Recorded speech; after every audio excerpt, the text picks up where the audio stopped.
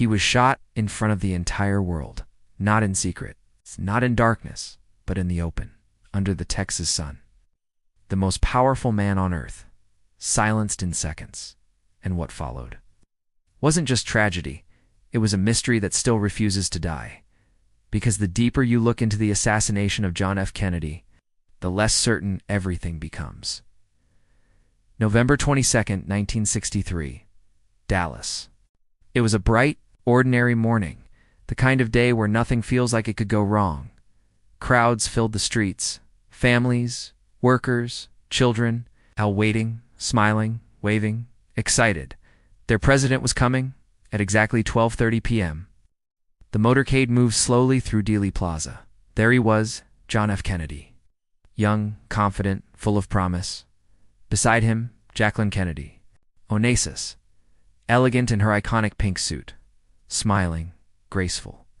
Unaware that history was seconds away from changing forever, the car rolled forward. The crowd cheered. Then a sound cracked through the air.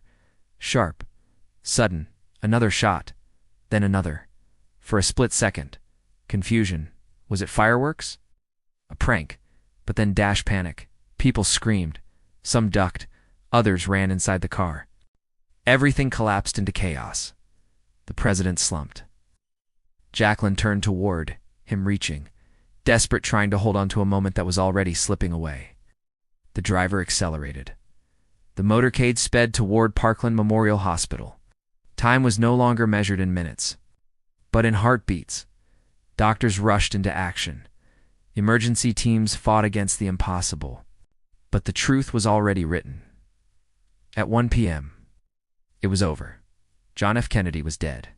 And in that moment, an entire nation fell silent across the United States. Life stopped. Televisions flickered on. Voices trembled. Families gathered, unable to process what they were hearing. A president assassinated. In broad daylight, it wasn't just shocking, it was unthinkable. How could something like this happen? Who could do it within hours? A name emerged. Lee Harvey Oswald, a former Marine. Quiet, isolated, mysterious. He was arrested and accused of firing the shots from a nearby building. But even then, something didn't feel complete. Oswald denied everything. "I'm just a patsy," he said. A single sentence that would echo through history. 2 days later, the world waited.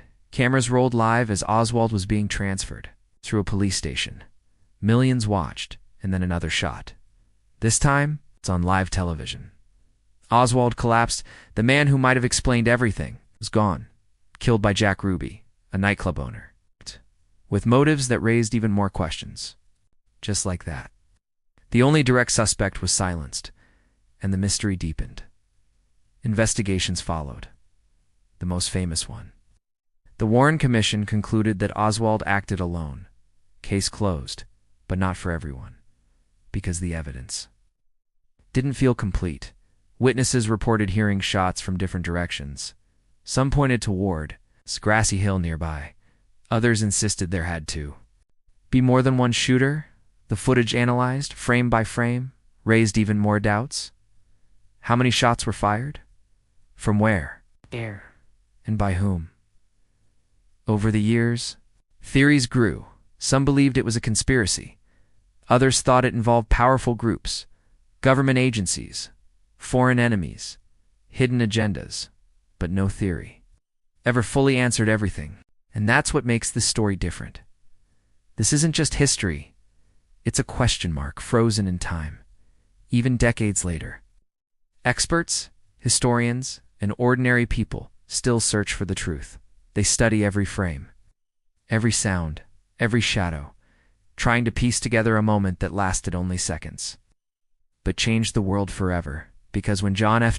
Kennedy was assassinated, it wasn't just a leader who was lost. It was a sense of safety, a sense of certainty, and maybe the belief that some truths are always discoverable. But this one remains just out of reach. And perhaps the most haunting part is this.